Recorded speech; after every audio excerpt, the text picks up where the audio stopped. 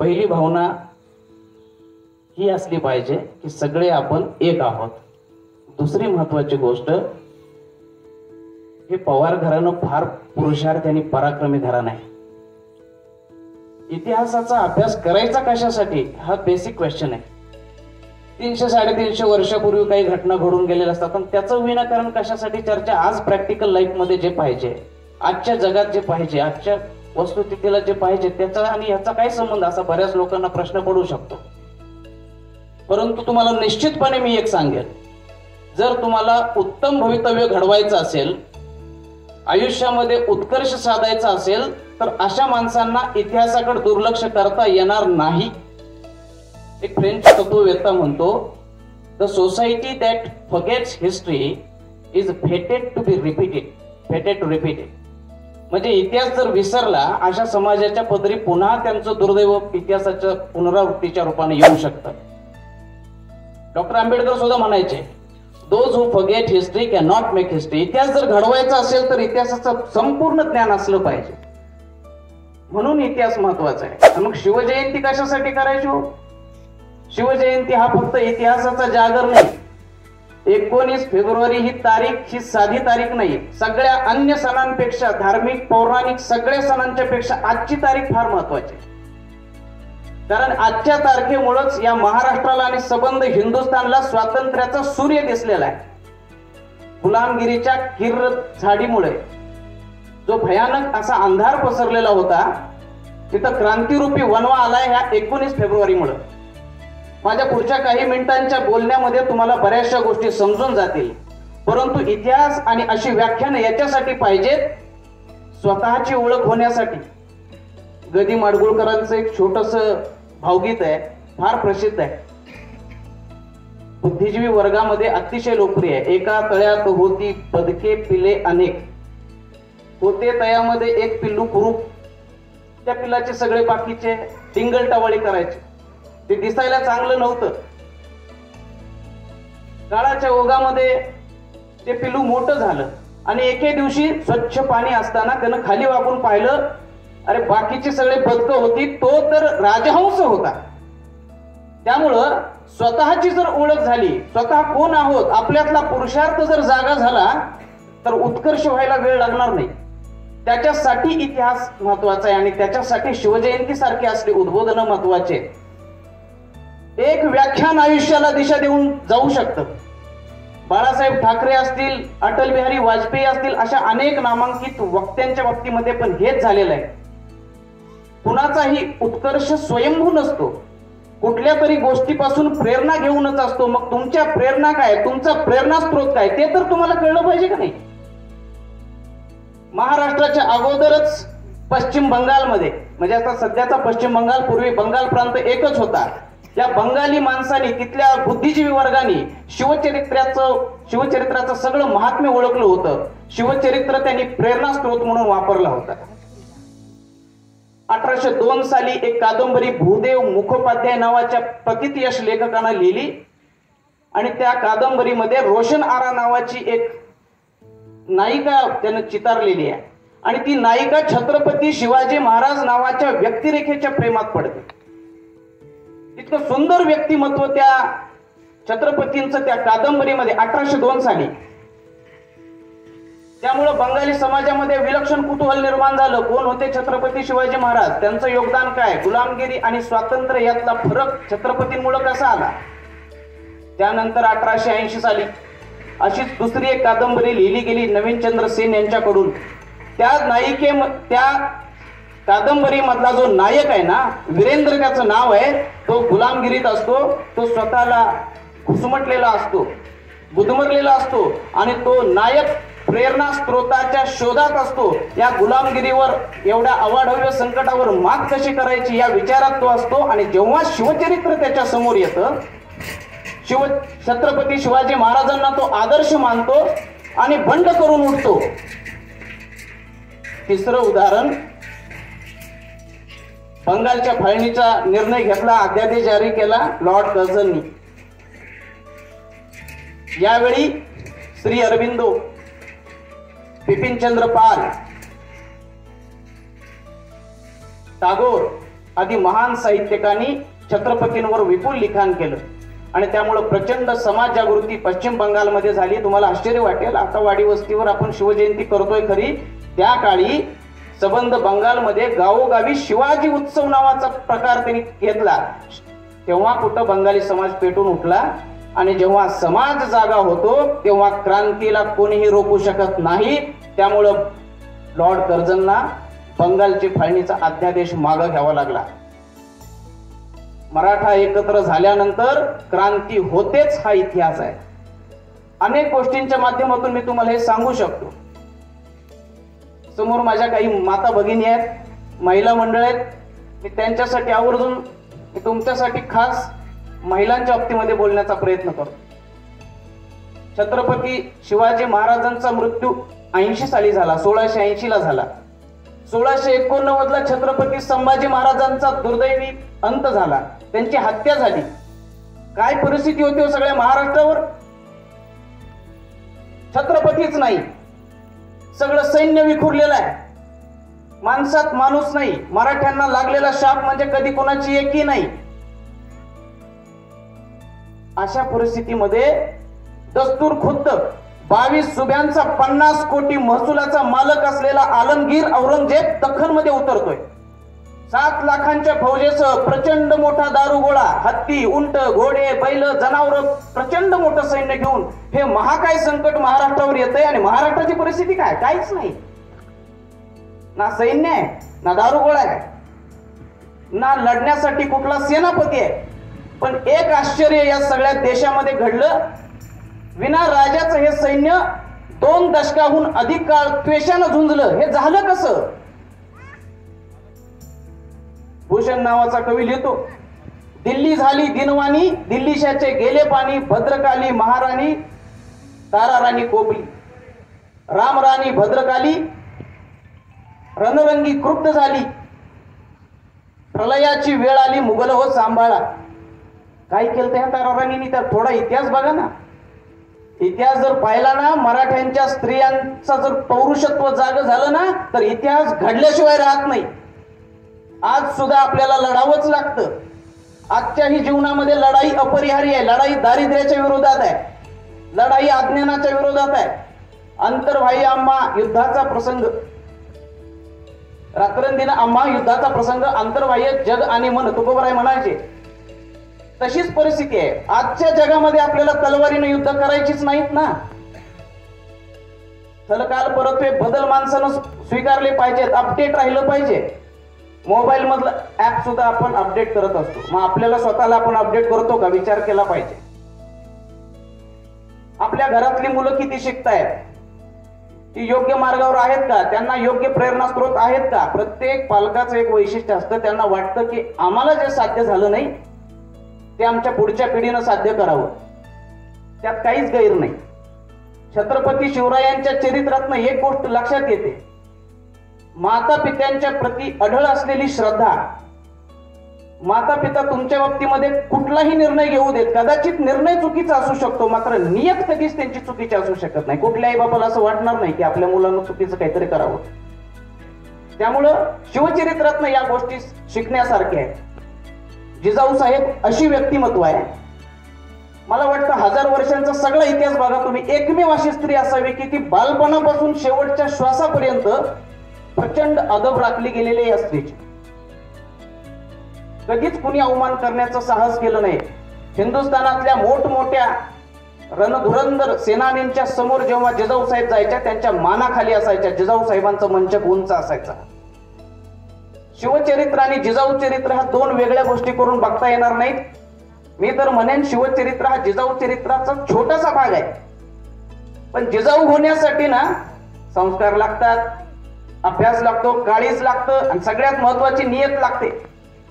अफजल खान प्रसंगामध्ये छत्रपती महाराज त्या अफजल खानाला भेटायला जात आहेत की ज्यानं कपटानं थोरल्या मुलाला, शिवाजी महाराज जिजाऊंचं 6वं अपत्य होतं, थोरले संभाजी महाराज होते, त्या संभाजी महाराजांना कर्नाटकामध्ये कनकगिरीच्या युद्धामध्ये अफजल खानानं दगा करून मारलं.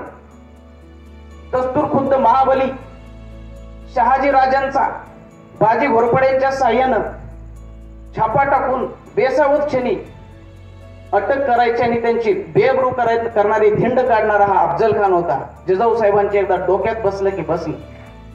अफजल खान भेटायला जेव्हा महाराज चालले होते, जिजाऊ साहेब सांगतात त्यांना, राजे तुमच्या जीविताची आम्हाला चिंता नाही, परंतु तो अफजल जिवंत जाता कामा नये याची आम्हाला चिंता आहे. एवढं धाडस लागतं. एखादी म्हणली असती माझं एकुलती एक राहिले, कशाला जातो, जाऊ देत, काय टेन्शन घ्यायचं नाही, आपलं आपलं आहे ना भरपूर, आपलं काम भलं ना आपण भलं. समाजासाठी जर व्यापक विचार करायची कुवत मुलांमध्ये निर्माण करायची असेल, मी माझं घर, माझं संकुचितपणा जर सुधारून द्यायचा असेल, त्याला मोठं व्यापक आकाश द्यायचं असेल तर शिवचरित्र पाहिजे, त्याच्यासाठी व्याख्यानं पाहिजेत. बघू द्या त्याला जग.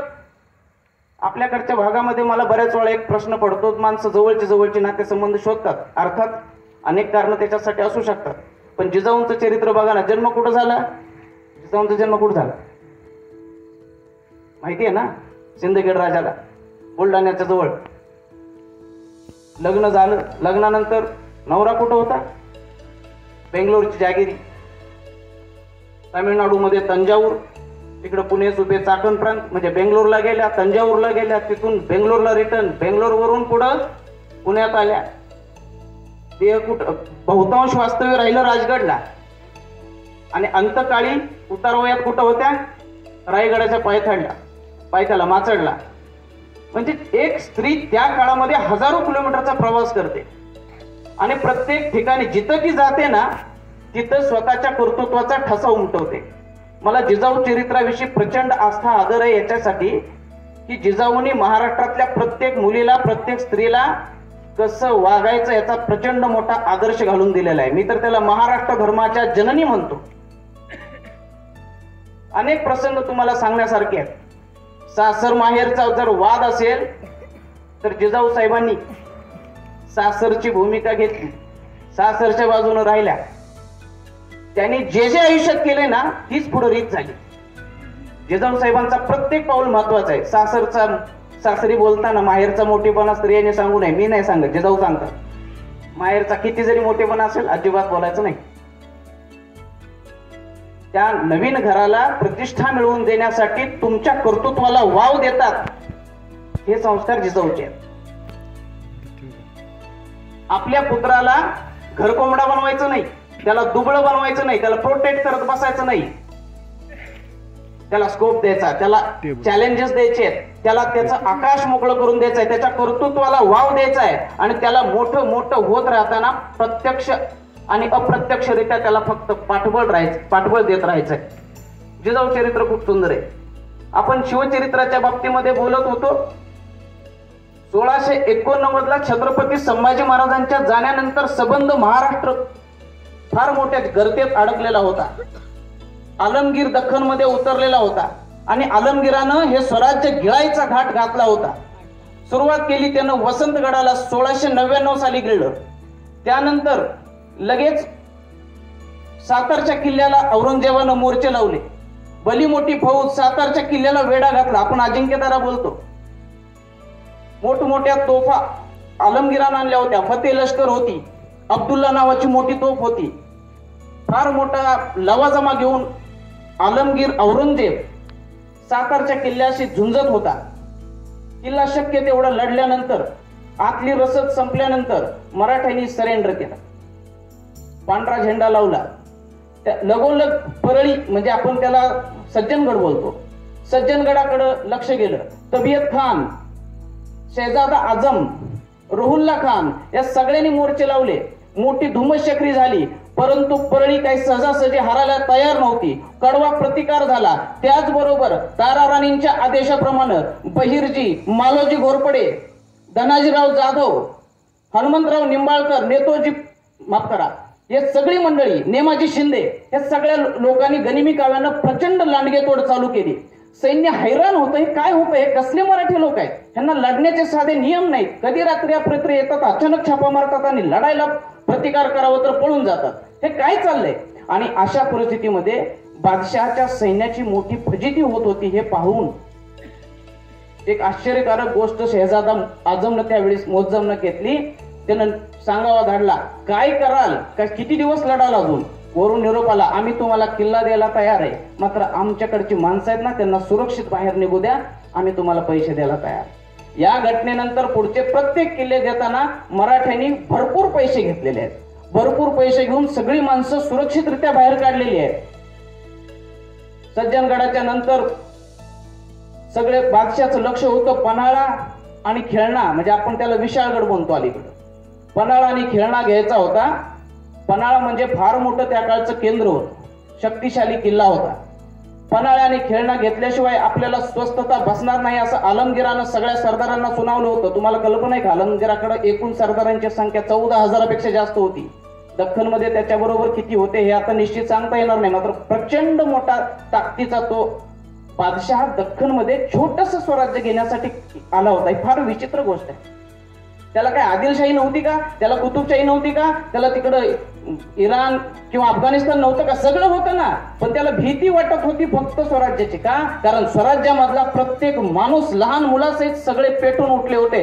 सगळ्यांच्या मधला छत्रपती जागा झाला होता आणि एकदा रयत पेटून उठली ना पुढं कुणाचाच चालत नाही. कारण प्रजाहितदक्ष जर राजा असेल तर त्या राजाच्या प्रती प्रजेची अस्मिता तयार होत असते, प्रचंड मोठी ओढ तयार होत असते. ही बाब स्वराज्यामध्ये तयार झाली होती. आलमगीराला भीती नेमकी याच गोष्टीची होती. बाकींचा बंदोबस्त कधीही करू, परंतु या स्वराज्यातल्या लोकांचं करायचं काय त्याचा प्रश्न होता. म्हणून वेड्यासारखा तो एवढा मोठा दिल्लीश्वर, एवढा अफाट ताकदीचा माणूस एक किल्ल्यासाठी प्रचंड झगडत होता आणि त्याच्या अपरोक्ष त्याचे सरदार खुशाल पैसे द्यायचे आणि किल्ला खाली करून घ्यायचे. तुमच्या मनात प्रश्न पडला असेल, वसंतगड गेला, अजिंक्यतारा गेला, सज्जनगड गेला, आता पन्हाळ्याकडं आणि खेळणा किल्ल्याकडे बादशाह चाललाय. दरम्यान इथला जो निसर्ग आहे ना, महाराष्ट्राचा निसर्ग आणि महाराष्ट्राचा भूगोल पूर्णपणे स्वराज्याच्या बाजूला होता. महाराष्ट्राच्या भूगोलानं एक रौद्र रूप बादशाहला दाखवलं. त्यानं दिल्लीवरून जेवढी जनावरं आणली होती, जेवढं सैन्य आणलं होतं, त्यांना इथल्या हवामानच मानवत नव्हतं.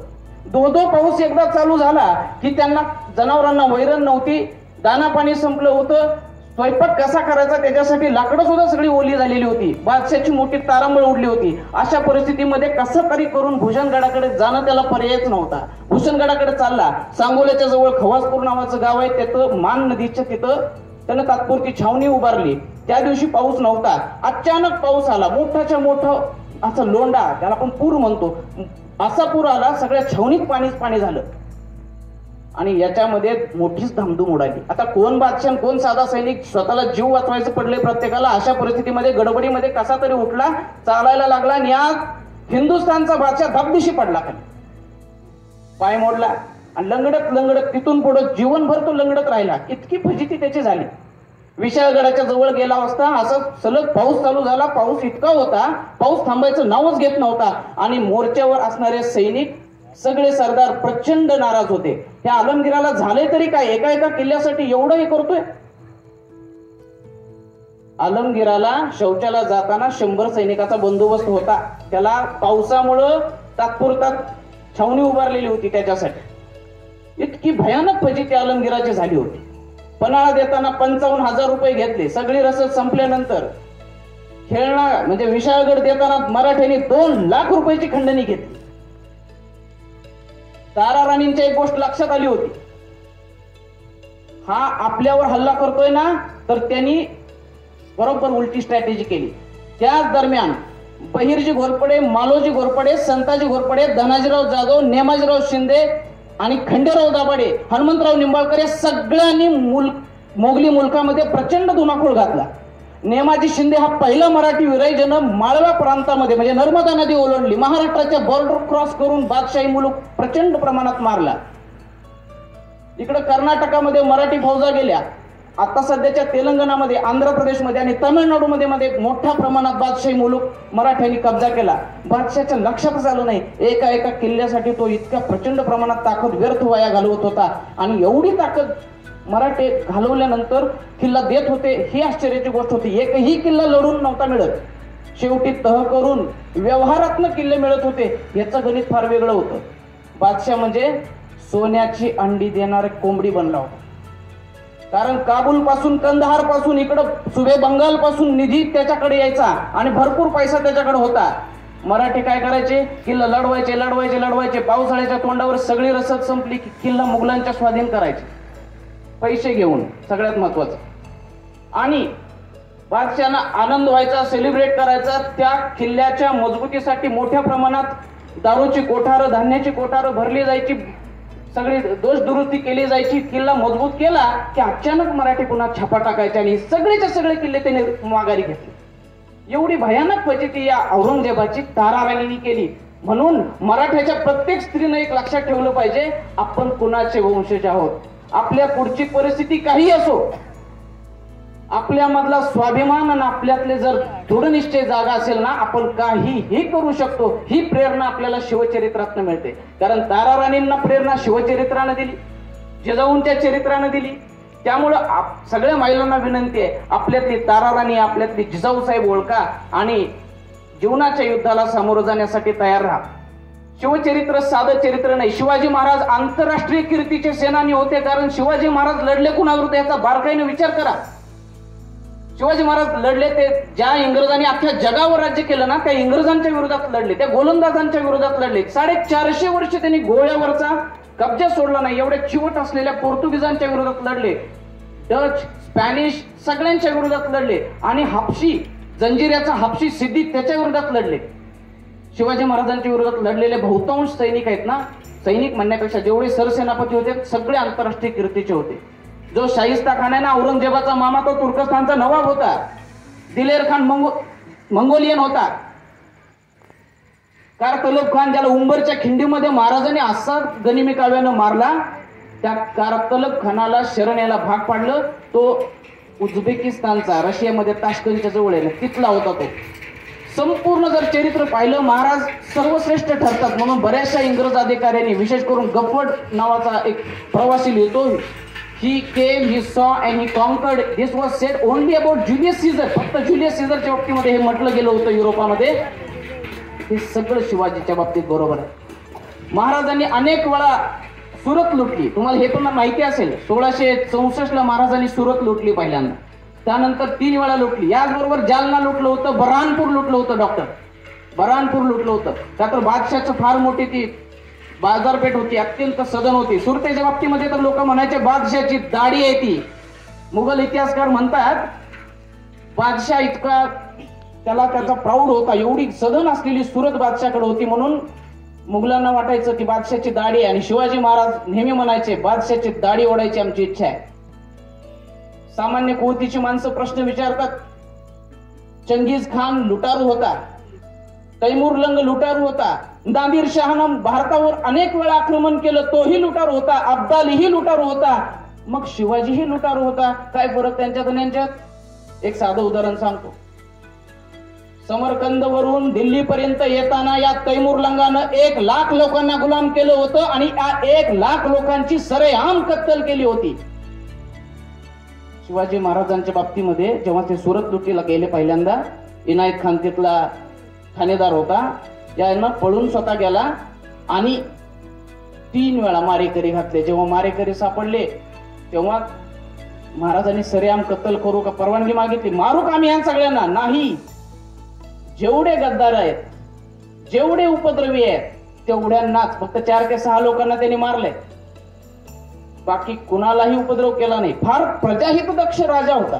रयतेच्या भाजीच्या देठालाही हात लावता कामा नये अशी सक्त ताकीद सैन्याला दिली होती. ना तर यापूर्वी काय परिस्थिती होती, एखादं परचक्र आलं ना, गावाच्या गावं लुटली जायची. लहान मुलं बायका काही ठेवत नव्हते, जनावर ठेवत नव्हते. सगळ्यात कडवा गंजी जे काही तुमच्या घरात धनधान्य सगळं नेलं जायचं आणि राहायचं फक्त आणि फक्त आक्रोश, रडगाणी, काहीच राहायचं नाही त्या गावावर. ही परिस्थिती होती. ही संपूर्णपणे बदलली छत्रपती शिवाजी महाराजांनी. म्हणून शिवचरित्र आपण समजून घेतलं पाहिजे, त्याचं फार महत्व आहे.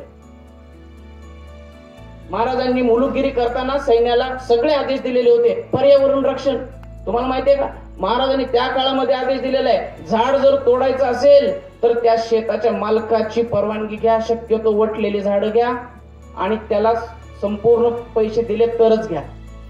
जमिनीची मोजणी त्या काळात पहिल्यांदा छत्रपती शिवाजी महाराजांनी केली, नंतर ब्रिटिशांनी केली. आज अखेर मला वाटतं लोकशाही मधल्या आपल्या एकाही सरकारला ते जमलेलं नाही.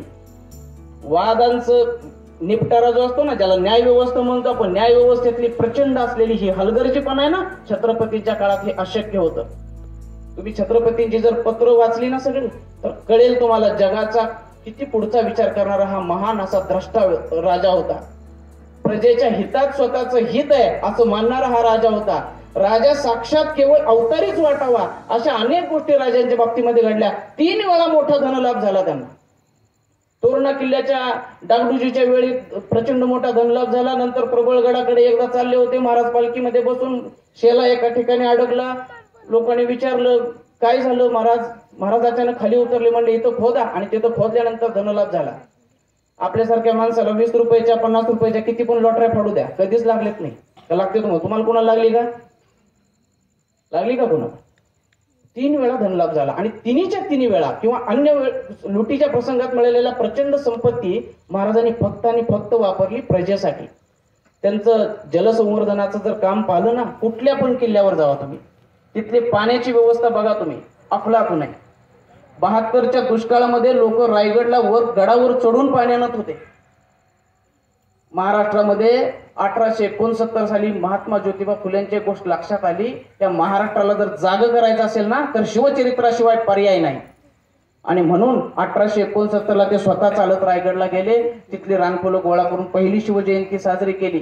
आणि त्या महात्मा फुलेंच्या विचारांचा, ब्राह्मणेतर चळवळीचा, पुण्यातल्या सगळ्या या चळवळीचा प्रभाव शाहू महाराजांवर पडला. शाहू महाराजांच्या नंतर डॉक्टर आंबेडकरांवर. आज जो महाराष्ट्र पुरोगामी विचाराचा आहे ना, सुशिक्षित महाराष्ट्र, फॉरवर्ड महाराष्ट्र, सगळ्यात जास्त FDI घेणारा, सगळ्यात जास्त इंडस्ट्रियलायझेशन झालेला महाराष्ट्र, हा जो महाराष्ट्र आहे ना, त्याचा पाया भक्कम आहे म्हणून तो महाराष्ट्र आहे. आणि महाराष्ट्र जोपर्यंत छत्रपतींच्या विचारानं चालेल तोपर्यंतच तिथं कायदा सुव्यवस्था आणि बाकी सगळ्या गोष्टी राहतील.